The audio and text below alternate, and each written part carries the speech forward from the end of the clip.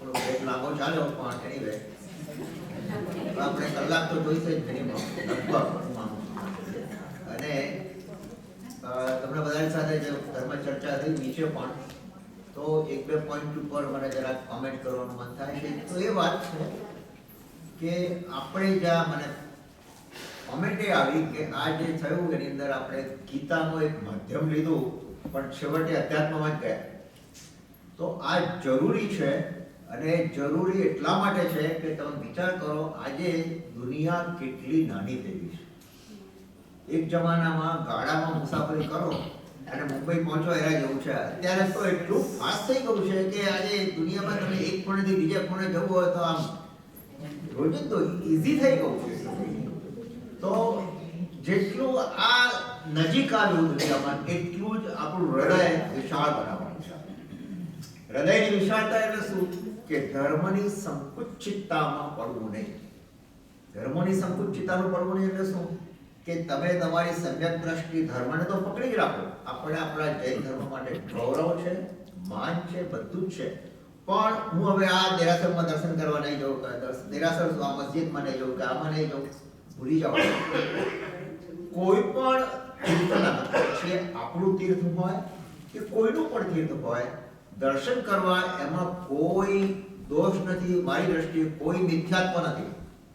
હા, તમે જો પરિવર્તન થઈ ગયા હોય તો એવું બને કદાચ આંખોમાં બે ક્રિસ બને પણ ખરા, પણ એનો અર્થ એવો નથી. તમે જુઓ, કારણ કે દરેક ધર્મના ધર્મગુરુને તમે મળીને જો વાત પૂછો ને તો એ કહેશે કે અમારા ધર્મમાં આ બધું છે.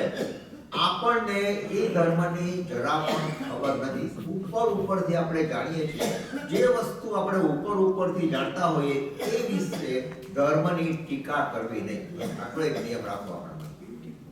ટીકા કરવી નહીં. આ ફલાણી જગ્યાએ આરતી આમ ઉતારે છે પબ્લિક સામે, આમ કરે છે, તેમ કરે છે. જો જે વ્યક્તિ છે જે આમ કરતા હશે એના મનમાં વિચાર નહીં આવ્યો કે હું કરું છું તો લોકો ટીકા કરશે. એના એ જે અત્યારે જ્ઞાનની વિશાળતા કે જે હોય એમાં કંઈક તો સારું જોયું હશે ને, એની પાછળ કંઈક તો હશે કે નહીં કે આપણા બધામાં પરમાત્મા છે. તો પરમાત્મા બધા જીવની અંદર છે. એ દ્રષ્ટિથી જોયું હોય કે કોઈ પણ રીતે હોય, આપણે હંમેશા મનને થોડું વિશાળ કરવાનું કે દરેક ધર્મની અંદર કંઈક ને કંઈક ખૂબી અને ખાસિયત પડેલી છે. આપણે આપણા ધર્મને છોડીને ક્યાંય જવાનું નથી. આપણા ધર્મમાં ઘણું ભગવાને આપ્યું છે, ખૂબ જ સરસ આપ્યું છે. પણ આજે આપણે જે મુદ્દા પર વાત કરી રહ્યા છે, મને હમણાં કોઈ વાત કરી કે રામનું કોણ એક્ઝામ્પલ આપે કે રામનું અંદર રામે પણ યુદ્ધ કર્યું હતું કે નહીં? રાવણ સામે યુદ્ધ કર્યું હતું. આવો પવિત્ર રામ, એને પણ યુદ્ધ કર્યું તો તમે એને વાયોલન્સ કહેશો? એ વાયોલન્ટ ના કહેવાય, એ ના કહેવાય.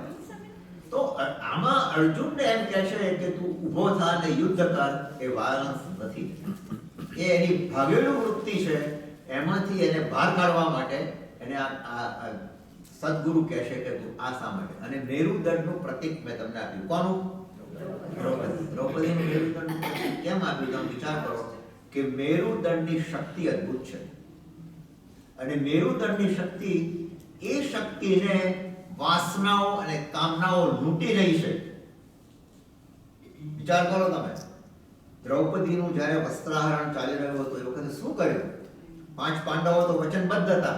એ જમાનામાં વચનબદ્ધતા પણ કેવી કે આવું હોય, વેશ્યા શબ્દ વાપરે છતાં પણ કોઈ બોલી શકતું નથી.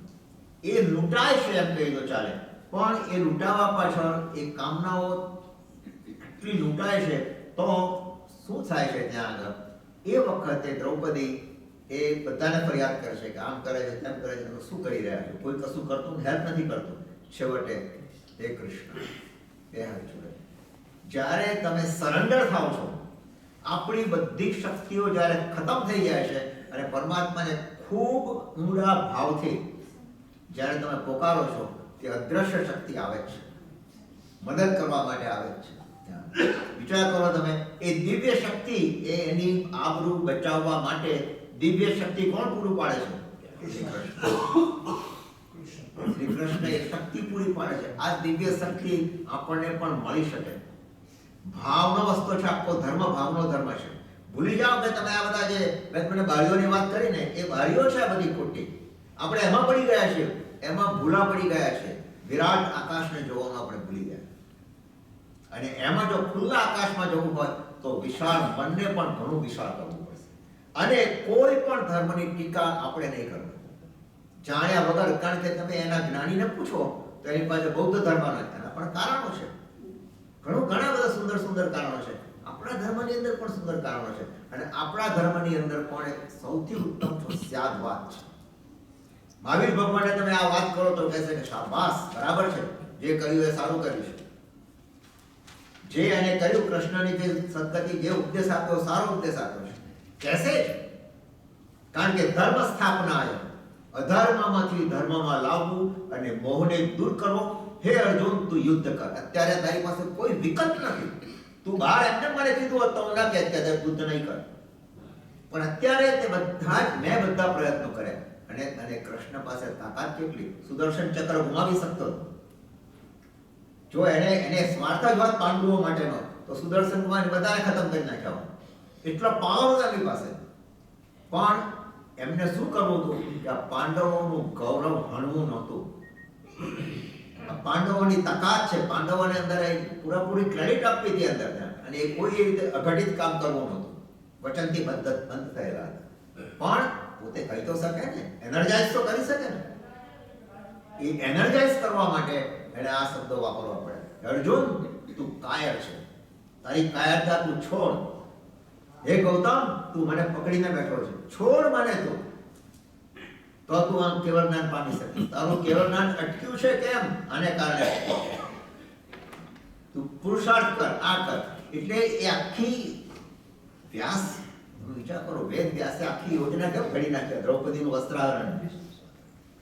આ યોજના, મારી દ્રષ્ટિએ આ યોજના જ છે. વેદ વ્યાસ જેવો ધાર્મિક માણસ, આટલી ઊંડી શક્તિ ધરાવતો માણસ, એ કોઈ દિવસ આવી રીતે કરે કે આ પાંચાલી અને 5 પાંડવોને, 5 એના પતિઓને બધું, એ તો બધું નાટક છે. સમજ ખ્યાલ આવે? એ નાટક આપણને જાગૃત કરવા માટે છે કે આ 5 મેરુદંડ એટલો મજબૂત છે કે એને લૂંટવા માટે આ કામનાઓ અને આ વાસનાઓ લૂંટી રહી છે. તો અદ્રશ્ય શક્તિ ત્યાં આગળ કામ કરે છે અને આ સાયકલ આખી ચાલે છે. અને કૌરવોની સંખ્યા 100 કેવી રીતે, આ તો વિચાર આવે, 100 કેવી રીતે ગણાય? તો 5 જ્ઞાનેન્દ્રિય, 5 જ્ઞાનેન્દ્રિય અને 5 કર્મેન્દ્રિય. 5 જ્ઞાનેન્દ્રિયની 10 જુદી જુદી પ્રવૃત્તિ. 5 ગુણ્યા 10 કેટલા થયા? 50. 5 કર્મેન્દ્રિયની 10 જુદી જુદી પ્રવૃત્તિ. 50 ને 50.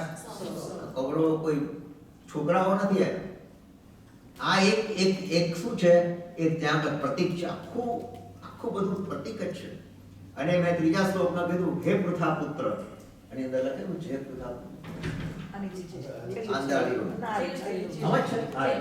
આવી હીન ના મરદાય અને તું તાબે થઈશ. નપુંસક વૃત્તિ છે તારે. અને હવે તું છેલ્લી ઘડીએ કહે છે હું યુદ્ધ નહીં કરું. હવે તું શું કરી રહ્યો છે? વિચાર કરો કે એની વિચારસરણી શું હતું. આપણે તમને એક જનરલ એક્ઝામ્પલ આપું. માનો કે આપણે દીકરાના લગ્ન લીધા, બરાબર? અને લગ્નની પાછળ મહિનો 2 મહિનો આપણે કાઢ્યા. તો ઇન્ડિયા જઈને બધા કપડા સૂટ બૂટ આ તે બધું સીવડાવ્યું, કર્યું, આ કર્યું, તે કર્યું. અને પહેલાં તો એનો એક્ઝામ હતી ને, આ તમે લઈ આવો પપ્પા, બધું તમે કરો, આ કરો, બધું કર્યું. એને બધી મહેનત કરી, હોટલો બુક કરી, માણસોને બોલાયા, બધું જ કર્યું. ત્યાં આગળ ઓર્ડર આપી દીધો, પેલા ડીજેને કહ્યું, આનું કીધું, તેને કીધું, ફૂડ નક્કી, બધું થઈ ગયું. અને ત્યાં વરરાજાની ચોરીમાં પેલા બેઠા છે અને ત્યાં આગળ છોકરો ઉભો થાય છે, પપ્પા હવે હું લગ્ન નથી કરવું.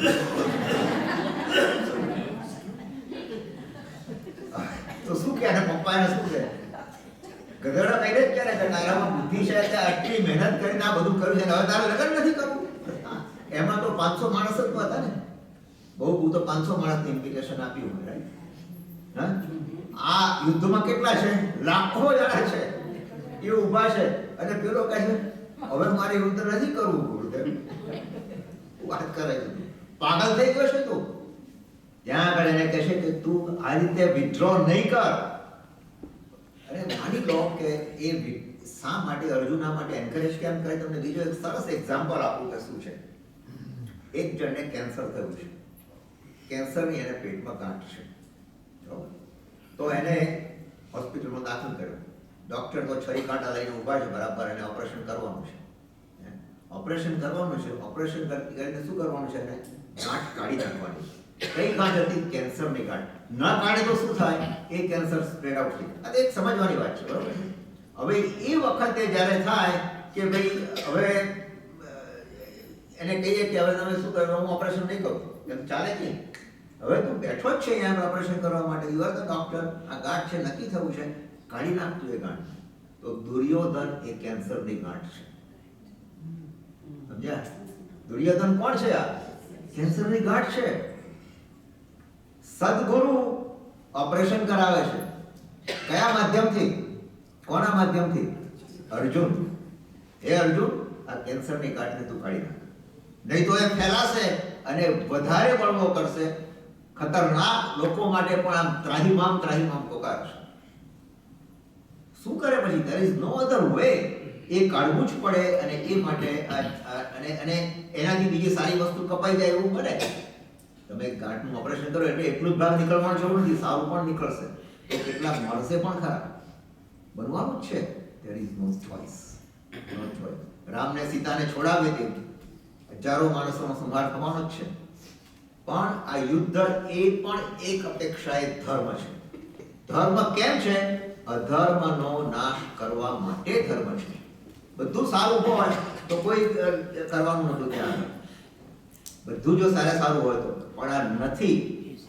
એટલે કે તું યુદ્ધ ભૂમિ, હવે કૃષ્ણ બીજી રીતે કહે છે કે તું જો આ યુદ્ધ ભૂમિને છોડીને ચાલી જઈશ તો તું અનાર્ય કહેવાઈશ, લોકોમાં તારી અપકીર્તિ થશે, તું કાયર કહેવાઈશ,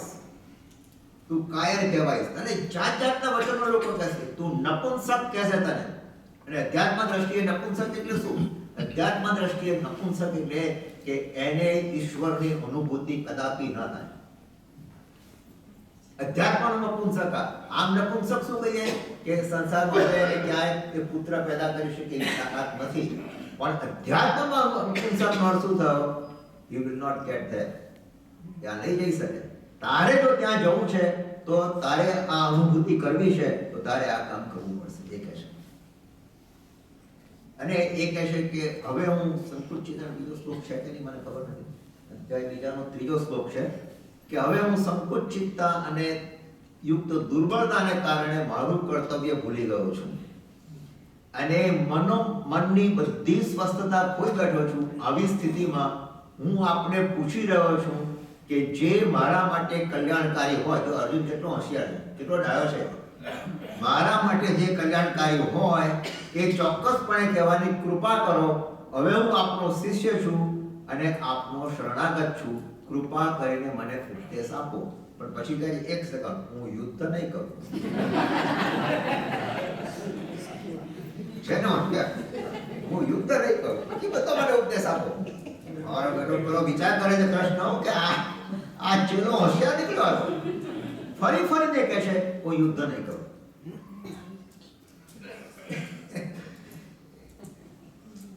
હવે એ કહે છે કે એના કૃષ્ણનું શું થાય? શ્રી કૃષ્ણ હોશિયાર છે, એના કરતા તો સદગુરુ તો હોશિયાર હોય.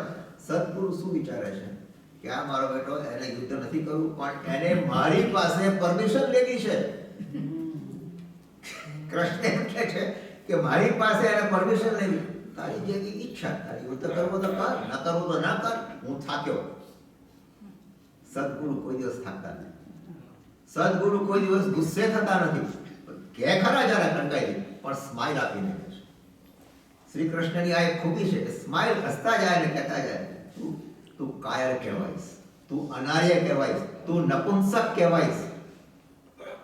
પણ એ શું કહે છે? અર્જુન શું કહે છે? આપ મને રજા આપો, આપ મને રજા આપો. એનો અર્થ શું? હું યુદ્ધ કરવા પાછો કહે છે, હું યુદ્ધ કરું, પણ આપ મને રજા આપો. તો શ્રી કૃષ્ણ શું વિચારે છે? ઇતિહાસ શું કહેશે કે આણે યુદ્ધ કર્યું કેમ? શ્રી કૃષ્ણએ કીધું તું માટે એટલો હોશિયાર કે શ્રી કૃષ્ણએ કહ્યું તું મારી પાસે યુદ્ધ કરવા એટલે યુદ્ધ કરવું, હું તને પ્રજા એ રીતે નથી આપવા, હું તને આ કહું છું. એટલે ટૂંકમાં શું છે કે મારો, જો એની અંદર 4 વસ્તુ કીધી, એને 4 નોટ કરી છે મેં. કે મારો ધર્મ શું છે મને બતાવો. બરાબર? હું પ્રાર્થના કરું છું. અર્જુન શું કહે છે? મારો ધર્મ મને બતાવો, હું આપને પ્રાર્થના કરું છું, હું આપનો શિષ્ય છું અને ગુરુનું કર્તવ્ય છે કે મને સમજાવે કે મારે શું કરવું. તો ગુરુ કહે છે, ડોબા, હું તને આટલા વખતથી કહું છું, આટલા શ્લોકો પસાર થયા મારા મોઢામાંથી, તોય તને કઈ અસર નથી. હજુ એ કીધા કરે છે, હું શરણાગતિ સ્વીકારું છું અને તમે જે કરવા માંગો તે હું કરવા તૈયાર છું. આટલે સુધી એ તૈયાર થાય છે. પણ કૃષ્ણ સમજી ગયા કે આને એ વાત પછી એ કહેશે કે તું દ્રોણાચાર્યને કે ભીષ્મ પિતામહને મૃત્યુ પામવાની વાત કહે છે. હવે જો આગળ ફિલોસોફી શું કહે છે, તું મૃત્યુ પામવાની વાત કરે છે, એ લોકો મરી જશે. મારો ગુરુ શ્રી કૃષ્ણ શું કહે છે કે જો આ બેને તું વિડ્રો કરાવ, માની લો કે આ બે ના હોય તો તું ભાજી પુરાની જેમ આ બધાને ખતમ કરતો જઈશ. એટલી તારામાં તાકાત છે. અર્જુન પાસે વિદ્યા હતી. એક બાણ મારે ને ખતમ થઈ જાય. એટલી એનામાં તાકાત. તમે જોજો, મહાભારત જોશો ને તમને ખ્યાલ આવશે કે એની અંદર આખા ભાલા નીકળે ને આમ તરત થઈ જાય, ફાયર થાય, ધુમાડા થાય. આ બધી એની પાસે વિદ્યા છે અને એને બાણમાં હોશિયાર. એટલે એ કહે છે કે આ લોકો તો હવે કૃષ્ણ જુદી રીતે કહે કે તને એ ડર છે કે દ્રોણાચાર્ય અને ભીષ્મ પિતામહ મૃત્યુ પામવાની વાત કરે છે, પણ સમજ કે આ લોકો મૃત્યુ પામેલા જ છે. દ્રોણાચાર્ય અને ભીષ્મ મૃત્યુ પામેલા જ છે. મૃત્યુનો અર્થ શું? શરીરમાંથી આત્મા નીકળી ગયો. બરાબર? તું કોના ઉપર શોક કરીશ? શરીરમાંથી આત્મા નીકળી ગયો. દેહ ઉપર જે આત્મા સાથે જીવંત હતો, દેહ સાથે, એ આત્મા નીકળી ગયો છે. એથી વિશેષતા શું જોઈએ? એવું નથી કે હું પહેલા નહોતો, હું પણ પહેલા હતો. એવું નથી કે તું પહેલા નહોતો, તું પણ પહેલા હતો. જે લડી રહ્યા છે એ પણ પહેલા હતા અને બધા પછી પણ એ થવાના, એ હશે. એટલે કૃષ્ણ અહીંયા સત અને અસતને જુદા પાડે છે. સતનો અર્થ શું થયો? સત એટલે સાચું એમ નહીં. સતનો અર્થ અહીંયા આગળ એ છે કે હું ને તું એ ભૂતકાળમાં હતા, અત્યારે છીએ અને ભવિષ્યમાં મળીશું, ભવિષ્યમાં થવાના છે. આ સત. અને અસત શું છે? જો સતનું પ્લેટફોર્મ કોની પાસે છે? શ્રી કૃષ્ણ પાસે. અસતનું પ્લેટફોર્મ છે અર્જુન પાસે. અર્જુન અસત્ય સમજે છે. અર્જુન શું સમજે છે? એ માત્ર અત્યારે છે એ સમજે છે. આ બોડી અત્યારે છે ને, ભૂતકાળમાં નતા અને ભવિષ્યમાં નતા, એ સમજતો નથી. આ બોડી અત્યારે છે, એને પ્રેમ છે બોડી સાથે. સ્વાભાવિક છે, નેચરલી. આપણે કહીએ ને, આપણને પણ શોખ થાય ને કોઈ ઘરનું સ્વજનનું મૃત્યુ થાય તો એ કહે છે કે એના પ્રત્યે તને મોહ છે. પણ એટલું નક્કી રાખ કે આ હતા, એ છે અને થવાના. સત અને અસત એટલે તું જે વિચાર કરે છે એટલે ભૂતકાળ ને ભવિષ્યની પણ વર્તમાનની જ વાત કરે છે. ત્યાં તારો પ્રોબ્લેમ છે કે આ શરીરનું શું થશે. બરોબર? અને માની લો કે એ કહે છે કે તમે અહીં બેઠા છો અને કે મારી પાસે એવી લબ્ધિ છે કે લબ્ધિથી આત્માને હું કાઢી નાખું. શ્રી કૃષ્ણ કહે છે હું આત્માને કાઢી નાખું તો શું રહ્યું? બોડી રહ્યું ને. હવે બોડી રહ્યું. હવે મરી ગયા પછી તો શરીરનું શું થશે? હા, એ થયું ને તો પછી એ તો મરેલા જ હતા. તો મરેલાને ચલાવનાર કોણ હતો? આત્મા. અને આત્માને કાઢી નાખ્યો છે તો શરીર પડી રહેવાનું છે, તો આત્મા બીજે જવાનો છે. એટલે કહે છે કે આ જે પરિવર્તન છે એ ચાલ્યા જ કરવાનું છે. કોઈ મરતું નથી, કોઈ મૃત્યુ પામતું નથી. માત્ર બોડી બદલે છે, બીજું કંઈ નથી. એનાથી વધારે બીજું છે જ નહીં. એટલે કહે છે કે જીવનમાં જ્યારે શોક છવાય ત્યારે એક જ કાર્ય કરવાનું છે અને તે કાર્ય છે દ્રષ્ટિકોણનું પરિવર્તન. મારે તમારે બધાએ આ કામ કરવાનું. દ્રષ્ટિકોણનું પરિવર્તન. દ્રષ્ટિકોણનું પરિવર્તનનો આપણે વ્યવહારમાં શું ઉપયોગ કરીએ? માનો કે મને કોઈના પ્રત્યે ઘૃણા થઈ, ઈર્ષા થઈ કે અદેખાઈ થઈ કે કંઈ પણ થયું, બરોબર? અને મેં ક્રોધ કર્યો, મેં તમારા ઉપર ક્રોધ કર્યો.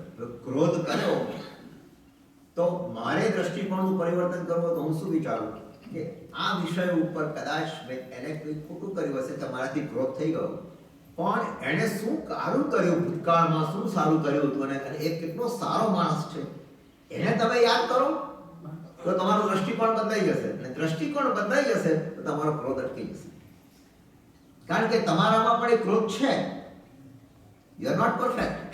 મેં કોઈના ઉપર ક્રોધ કર્યો તો તો મેં કોઈએ મારા ઉપર ક્રોધ કર્યો હશે, મેં કોઈના ઉપર ક્રોધ કર્યો, એટલે હું પણ પરફેક્ટ નથી, તમે પણ પરફેક્ટ. તો એ કહે છે કે જ્યારે આવું આવે ત્યારે વિચાર કરો કે આનામાં સારું શું છે. એ સારાનો વિચાર કરશો તો તમારો ટેમ્પરરી થયેલો ક્રોધ ઓછો થઈ જશે. એટલે એને માટે 4 પોઈન્ટ આપણે મૂક્યા કે 4 વાત મુખ્ય છે દ્રષ્ટિકોણને બદલવા માટે. નંબર 1, આત્માની અમરતા. આત્મા અમર છે એ બચાવ. દેહની ક્ષણભંગુરતા, આ દેહ ટેમ્પરરી છે. સંસારની અસારતા અને નિષ્કામ કર્મની અનિવાર્યતા.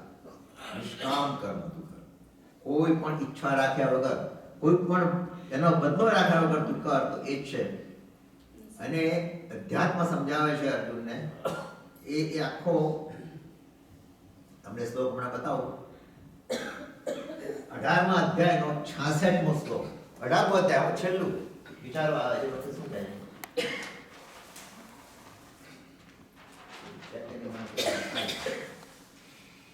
અધ્યાય 18 શ્લોક 73મો અને બીજો એક શ્લોક છે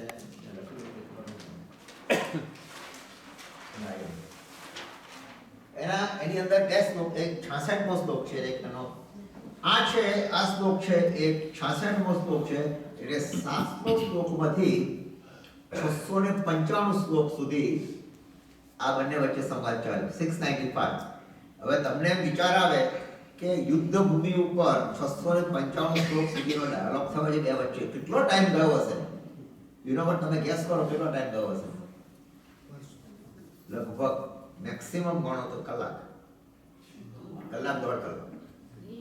પોતાની એ સંસ્કૃતનો શ્લોક છે ને બોલે છે, અને એઝ્યુમિંગ કે અર્જુન સમજે છે. આપણે એક માનો એમ સામસામી વાતો ચાલે છે, ફટાફટ જવાબ સવાલ જવાબ સવાલ જવાબ સવાલ જવાબ એક ચાલ્યા કરે. જો દિવસો નીકળી ગયા તો થોડો બેસી રહે દુર્યોધન, પણ કૃષ્ણના હિસાબે બેસી રહ્યો છે ત્યાં. શ્રી કૃષ્ણ છે, કઈક હશે કે છે, કઈક વાત ચાલી રહી છે. એટલે આ બાજુ તમે વાંચશો ને ગીતાની અંદર, ગીતાની આખી બુક છે, તમે જોશો એની અંદર બધું સમજાવે છે આની અંદર શું વિચારો ચાલી રહ્યા છે એની અંદર. તો 695મા શ્લોકમાં એમાં શ્લોકમાંથી આનંદ પરિવર્તન થયું, અને એ શું છે ત્યાં આગળ, એ ત્યાં આગળ એ કહે છે, અહીંયા જુઓ મારી પાસે લખેલો છે.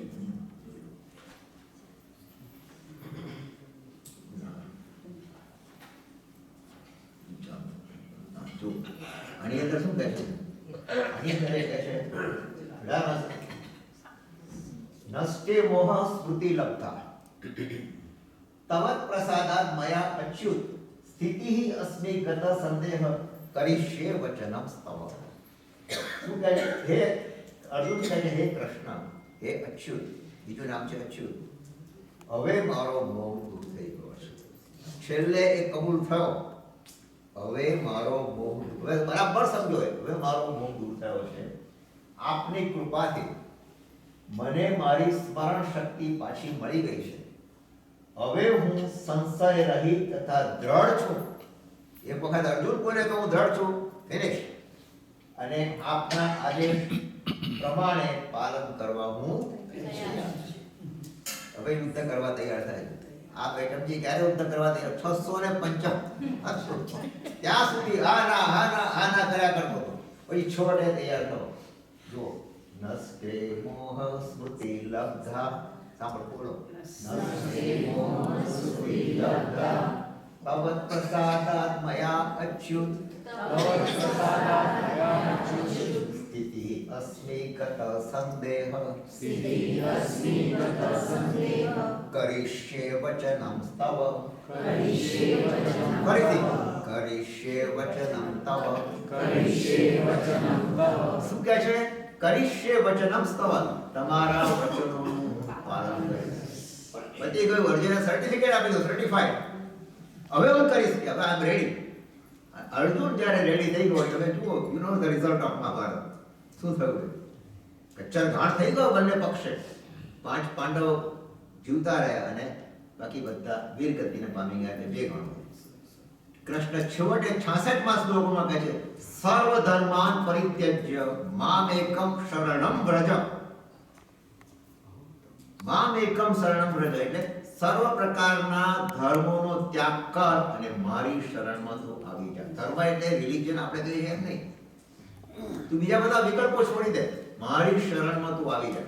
બસ તું શરણમાં હજુ આવ્યો નથી. એનો અર્થ શું થયો કે આપણે ગુરુની સાથે બધી વાતો કરીએ પણ આપણે શરણમાં આવતા નથી. એ શરણમાં તું આવી જા તો બધું જ થશે અંદર. એટલે એક 11મો શ્લોક છે અધ્યાય 3. એ અમુક સિલેક્ટેડ લીધા છે સમજવા માટે.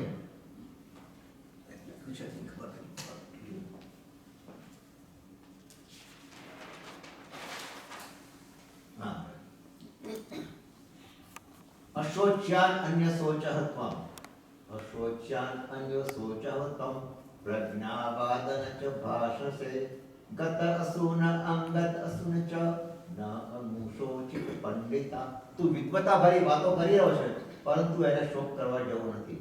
તેના માટે તું શું કરી રહ્યો છે? જેવો વિદ્વાન હોય છે તેવો જીવિત કે મૃત માટે શોક કરતા નથી. વિદ્વાનની વ્યાખ્યા આપીએ.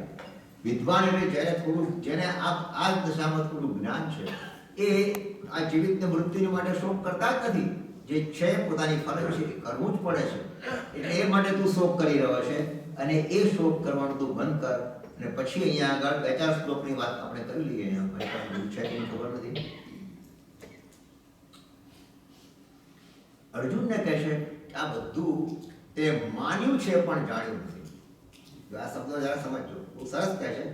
અર્જુન બધું સમજે છે કે આત્મા અમર છે, વસ્ત્રો જૂના થયા એટલે કાઢી નાખવાના. આપણે બધું બોલીએ છીએ ને, હવે કાઢી નાખો પછી બીજા નવું વિસ્તરણ લો. એમ આત્માનું પણ એવું છે કે આત્મા જૂનો થયો, નીકળી ગયો, બીજા શરીરમાં ગયો.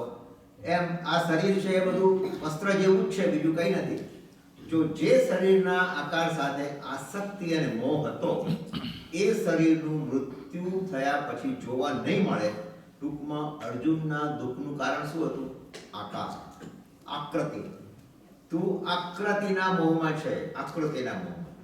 અને અર્જુનને કીધું એને કે તે માન્યું છે પણ જાણ્યું નથી. માન્યું છે પણ જાણ્યું નથી એનો અર્થ શું થયો? આપણે ઘણી વસ્તુઓ છે ને માનીએ છીએ પણ જાણતા નથી. માનીએ છીએ પણ જાણતા નથી. હું હિમાલયમાં એક એક્ઝામ્પલ આપું. હું હિમાલયમાં ગયો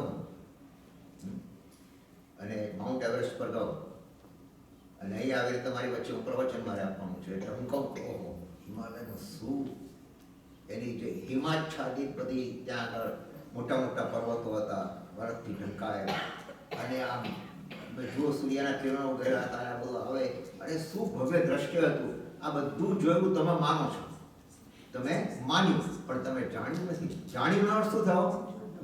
અનુભવ નથી. તમે એ અનુભવ્યું નથી. You have to experience. હું કહું કે મેં તાજમહલ જોયો છે, તાજમહલનું ગમે તેટલું ભવ્ય વર્ણન કરું તમે માનો બધું, વિશ્વાસ રાખીને માનો કે આ છે. ફોટા બી તમે જુઓ પણ જ્યાં સુધી તમે નરી આંખે જુઓ દ્રશ્ય આખું બદલાઈ જશે, આખી માન્યતા બદલાઈ જશે.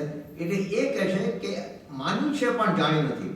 એ કહે છે ભીષ્મ પિતામહ, દ્રોણાચાર્ય, દુર્યોધન જે કાર્ય કરવાનું હતું એ કાર્ય આપણે ના કર્યું. એટલે પ્રકૃતિ શું કહે છે? હવે તમે જુઓ આખી ફિલોસોફી તમે જુઓ. પ્રકૃતિ શું કહે છે? કર્મ પ્રકૃતિ કે તને શા માટે મોકલ્યા હતા? કે તમે સારું કામ કરી ને ત્યાં આગળ ખુલ્લા આકાશ, વિરાટ આકાશને પામો. એને બદલે તમે આ ઝઘડામાં પડી ગયા. તમે આ ઝઘડામાં પડી ગયા તો હવે તમારું શરીર લઈ લેવામાં આવશે. એનો શું થયો? કે તમે છેવટે મરવાના એટલે શું થયું? આત્મા ગયો. હવે તમને બીજું શરીર આપવામાં આવશે અને બીજું શરીર આપવામાં આવશે શા માટે? એ જ દ્રષ્ટિએ કે તમે આ બધું સારું કામ કરી અને મોક્ષને પ્રાપ્ત કરો. તમને ને મને બધાને આ જ છે. આપણે આ મોજ મજા મળે છે કારણ કે મને 10 બેડરૂમનું ઘર મળ્યું ને 4-5 ગાડીઓ છે મારી પાસે, આટલા બેંકમાં કરોડો ડોલરો છે ને આ પ્લેન છે ને આ છે ને તે છે ને તમે જુઓ ડોનાલ્ડ ટ્રમ્પનું આ બધું જ છે મારી પાસે, બધું જ છે. પણ શાંતિ છે?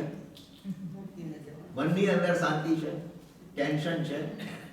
હવે પ્રકૃતિ શું કહે છે આપણા ફિલોસોફી પ્રમાણે કે તને આ બધું આપ્યું છે પ્રકૃતિ, તે એનો દુરુપયોગ કર્યો તો ફરીથી તને કદાચ ચાન્સ આપશે. 8 વખત સતત મનુષ્ય ભાવ મળે છે, 8 times consecutively. બધાને મળે એવું નથી, પણ ધારો કે તને બીજો વખત મનુષ્ય ભાવ મળ્યો તો તને બીજો ચાન્સ આપવામાં આવશે ભૂલને સુધારવા, કે હવે તું ભૂલ સુધારી લે તો તને પેલું આકાશ જોવા મળશે, અને એમાં તું ના મળ્યો તો પછી તું ગયો, પછી તું પડ્યો. આ છે આપણને, મને તમને બધાને આ ચાન્સ આપે છે કુદરત, કે માનવ ભાવ મળ્યો છે તો તું કંઈક કર, તું આગળ વધ. ચોક્કસ આ કળિયુગ છે ને બધું છે, તમે ને હું આપણે કળિયુગનો બહાનું કાઢીએ છીએ ખરેખર તો, પણ આ છે બધું, અને એ કાળ પડતો છે, બધું જ છે. તેમ છતાં પણ આપણી અંદરની જે શુદ્ધ મનોવૃત્તિ છે, શુદ્ધ ચેતના છે, શુદ્ધ આત્મા છે, એને જગાડવા માટે આપણે કંઈક પુરુષાર્થ કરવો જોઈએ. એની એક ક્રિયાઓમાં, એની એક કાર્યરચનામાં અટકી જવાની જરૂર નથી, અથવા એ તંત્રમાં ચાલુ રાખવાની જરૂર નથી. એની પાછળ થોડી વિચાર શક્તિ, થોડું વાંચન, થોડો અભ્યાસ, નહીં તો પછી આપણને ટેલિફોન મળ્યો છે, કેમ છો, ઠીક છો, કલાક ચાલે, that is not the way of life. એ નથી. તું એનું લોકોનું હિત કરી રહ્યો છે કે છે, પણ આત્મજ્ઞાન મેળવે તે રીતે કાર્ય કર. એ રીતે કાર્ય નહીં કરે તો તું ભટકી જઈશ, ત્યાં આગળ એ વાત કરે છે. અને પછી એક શ્લોકની અંદર 21મો શ્લોક છે, બહુ સરસ છે. અહીંયા આગળ મારી બધી જાણી વાત તો થઈ ગઈ આપણે. હવે અહીંયા બીજું કહે છે, કૃષ્ણ અર્જુનને કહે છે કે તે ઘણું સાંભળ્યું, તે માન્યું, જાણ્યું નથી, બધું જ છે, ભ્રામક છે, પણ આ બધાને અંતે મળ્યું શું? 0. એને કંઈ મળ્યું નથી. બરોબર? એને બીજા અર્થમાં કઈ રીતે છે કે તું અનેક વખત સભાઓમાં ગયો અને તે બધું સાંભળ્યું, પણ તે અમલમાં નથી મૂક્યું. એ 0 બધા ભેગા કર્યા, 0 0 0 0 0 ભેગા કરતા 10 વાર ગયો, 15 વાર ગયો, 25 વાર ગયો, 100 વાર ગયો, એ કરતા એક વખત તારી ચેતના ઉઘાડ થયો. તારી ચેતનાનો ઉઘાડ થયો, 0 કેટલા ભેગા થયા છે? ઢગલા બંધ. જ્યારે ચેતનાનો ઉઘાડ થયો ત્યારે તારે એકડો આવી ગયો. એ આગળ એકડો અને કેટલા 0 હતા, એની વેલ્યુ કેટલી વધી ગઈ? કેટલી વધી ગઈ? પહેલા તો ખાલી 0 જ હતો ને, બીજો 0, ત્રીજો 0. કહેવાનો મતલબ શું છે કે આપણે સાંભળીએ અને સાંભળીને કહીએ આમાં તો શું નવું છે, આ તો પહેલાય કહ્યું હતું, આ તો અમે પહેલાય સાંભળ્યું હતું, આ તો અમે વાંચી લઈશું. અને અત્યારે આપણી પાસે મોટામાં મોટું ગાનું શું છે? વિડીયો મોકલજો ને જોઈ લઈશું, ઓડિયો મોકલજો ને, અને રોટલી કરતા ઓડિયો સાંભળવાનો, બીજા કામ કરતા કઈ ફોન આવો તો પછી ઉભો રાખવાનો, વિડીયો ચાલુ રહ્યો. આમાં કઈ દાડો વળવાનો આ છે. અને એની અંદર મોટામાં મોટી ખૂબી શું છે? The vibrations. એની અંદર જે રેડિયેશન, તમારાના મારાની અંદર જે રેડિયેશન છે, that radiation explodes, that make you aware more. Don't get lost into these videos. ભલે આપણને નથી કોઈ જગ્યાએ તો પછી છૂટકોને સાંભળવામાં કંઈ ખોટું નથી, પણ જે તમે અહીંયા આગળ જશે ને, જે તમારા મનમાં ઘૂંટાશે કોઈક શબ્દો પણ, તો એ that will give you the change of path someday, may not be right away. એટલે એ અહીંયા આગળ વાત કરે છે કે એ 0 નું વેલ્યુ શું છે એ તું સમજ.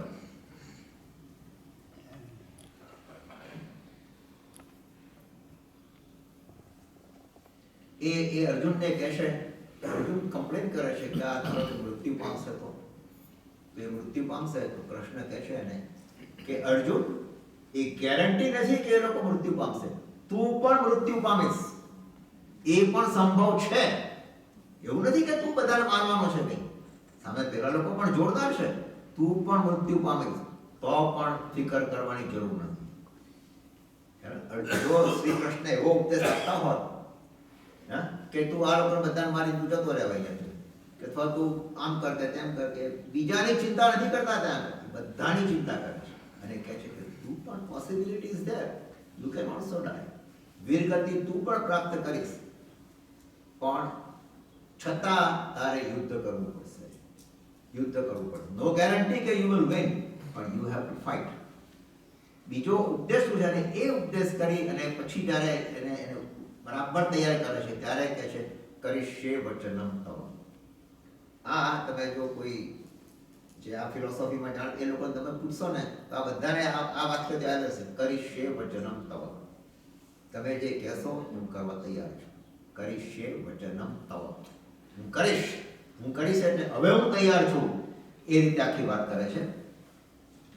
અને પછી એક 18મા અધ્યાયનો શ્લોક છે,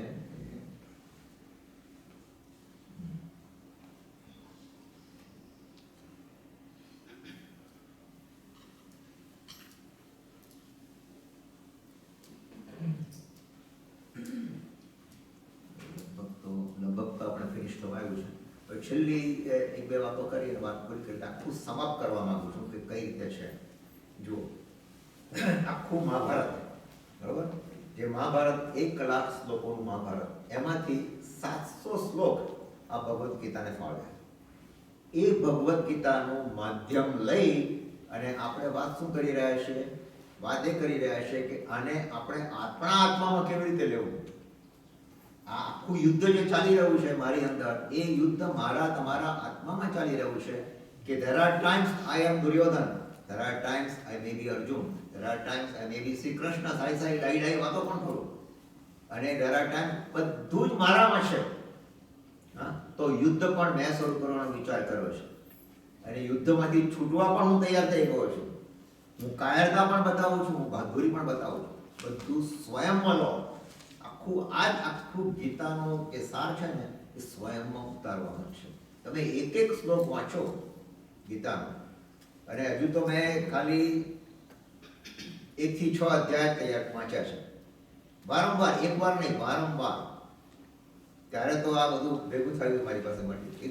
હજુ પાછળના 2 અધ્યાય, અને એમાં એક છે સ્થિતપ્રજ્ઞ.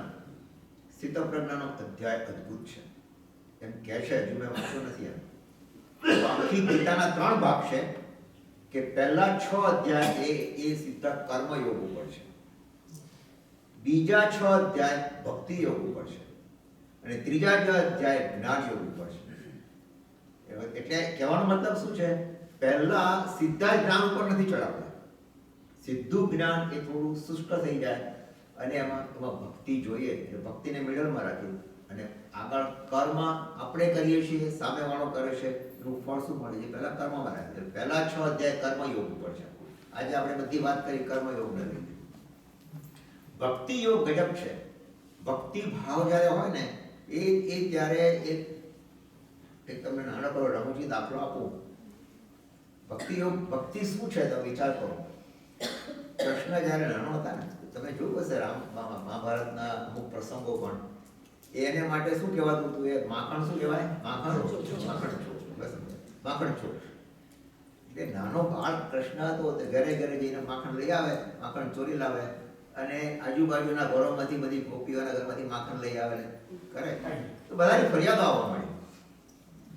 ફરિયાદીમાં યશોદાની માં હતી, મામા પાસે ભણાવ્યું કે આ તમારો આ કાનો બહુ અમને અમારે બધી માખણ ચોરી જાય છે, તમે એને કંઈ કહેતા કેમ નથી? તો એક વખત યશોદામાં એ જરા ગુસ્સામાં આવી ગયા અને કીધું, કાના તું બહુ પરેશાન કરે છે બધાને, પાડોશીઓને બહુ હેરાન કરે છે. નાનો હતો, લાવ આજે તને બાંધી દઉં. બરાબર. એટલે એને કહું કે એનું કૃષ્ણ જે બાળક જેટલું હતું એનાથી 4 ગણી લાંબી અને દોરી લીધી. દોરીથી બાંધવા ગયો.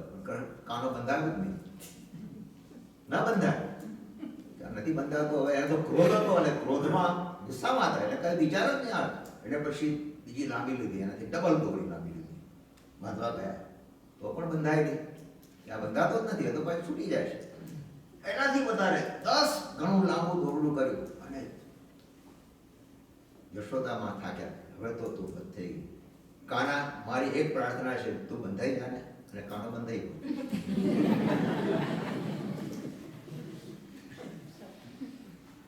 ભક્તિ ભાવથી જયારે તમે કરો ને, કેટલો ઇનોસન્ટ, મારી એક બંધાઈ જાય, પ્લીઝ તું બંધાઈ જા ને, તું મને રસોઈ કરવા, તરત જ બંધાઈ ગયો.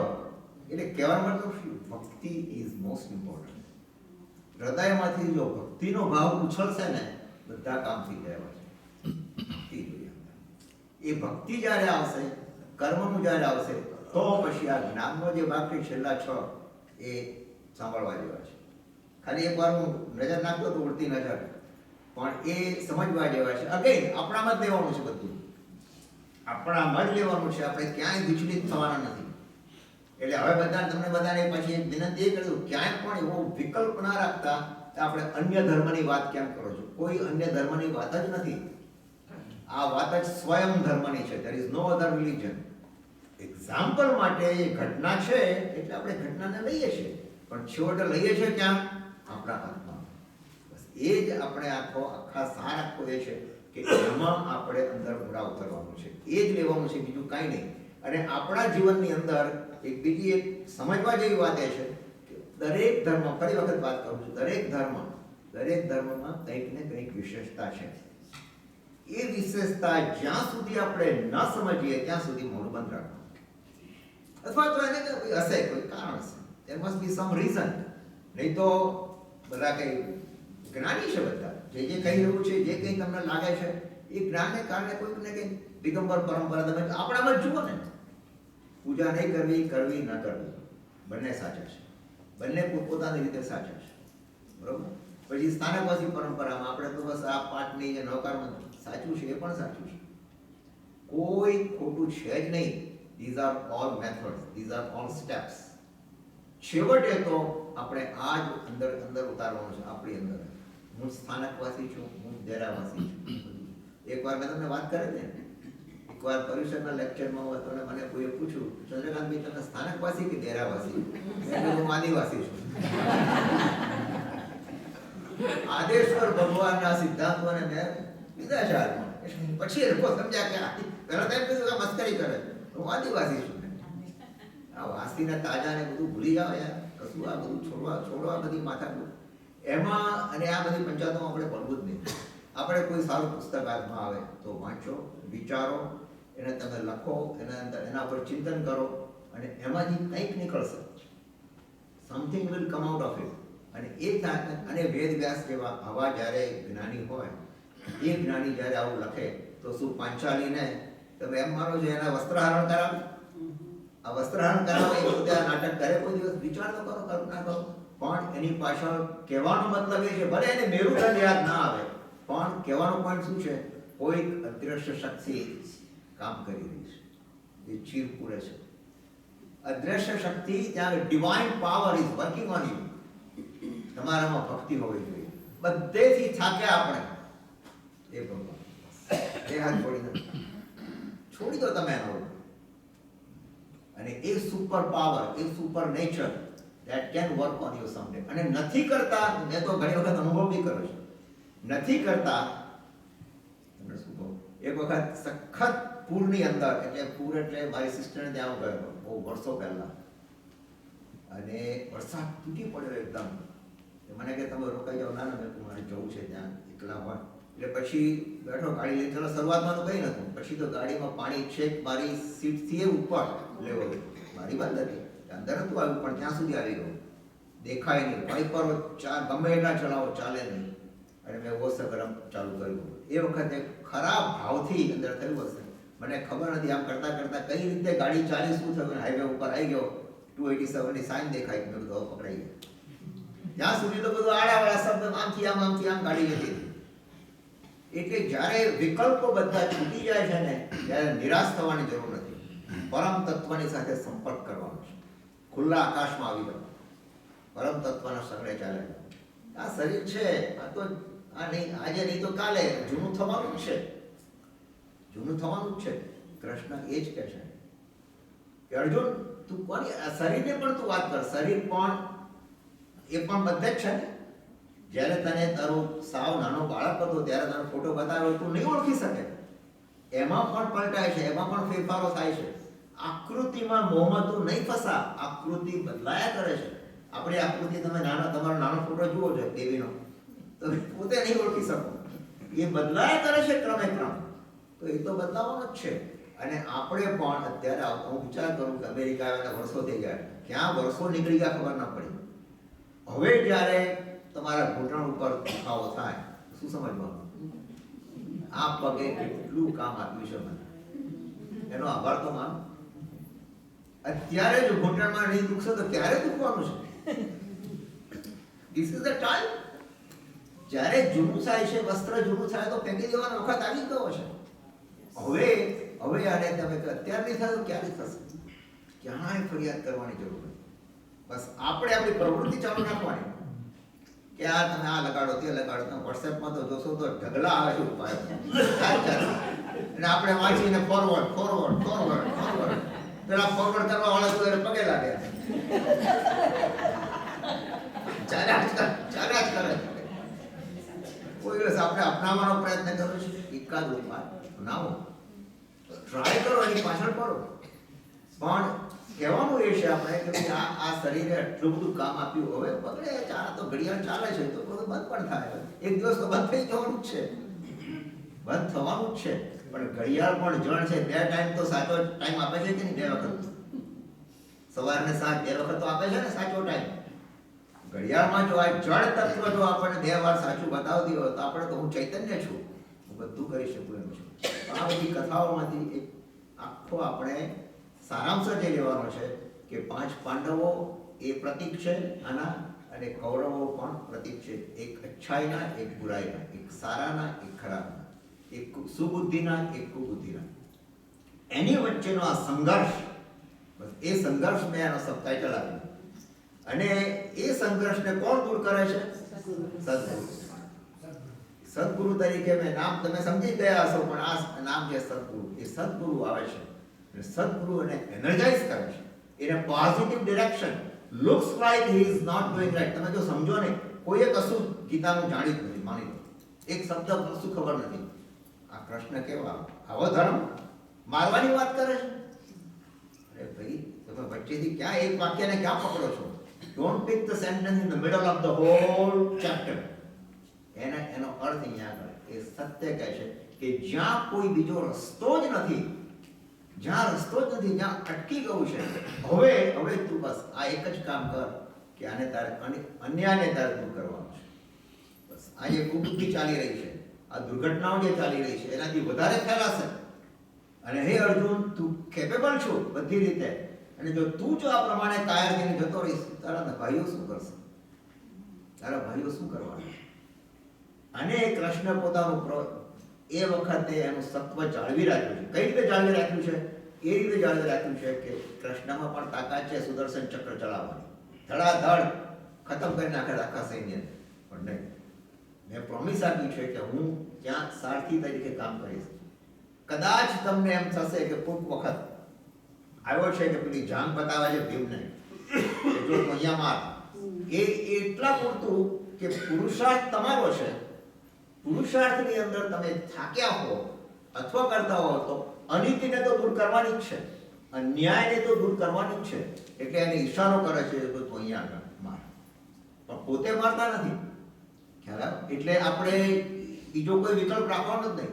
છેવટે તો એ સદગુરુ છે, અને સદગુરુની ફરજ છે કે તમને ગાઈડ કરે. Why? Because you are making an effort. તમે જ્યારે એફર્ટ કરતા હો અને એ વખતે સદગુરુ તને ઈશારો કરે, એ ઈશારાને પોઝિટિવ રીતે પકડી લે છે. છેવટે તો આ બધાનો વાઇપ ઓફ કરવાનો છે. એ વાઇપ ઓફ કરીશ તો બીજો સડો અટકી જશે. નહીં તો આ સડો એવો ફેલાશે ચારે બાજુ કે ત્રાહી મામ પુકારશે. માટે એને તું દૂર કર. અને દુર્યોધન, ખબર છે દુર્યોધન હોશિયાર હતો. દુર્યોધને કૃષ્ણને કહી દીધું એક વખત. કૃષ્ણ કોઈ કે મને પૂછ્યું કે આપણે આ ગીતા અર્જુનને જ કેમ સંભળાવી, દુર્યોધને સંભળાવી હોત તો શું વાંધો? પણ દુર્યોધનને તો આવું તો સંભળાવાય ને, તું માર યુદ્ધ કર. દુર્યોધનને કૃષ્ણએ કહેલું પણ ખરું કે તું સમજવા પ્રયત્ન કર. ત્યારે દુર્યોધનનો જવાબ શું છે ખબર છે?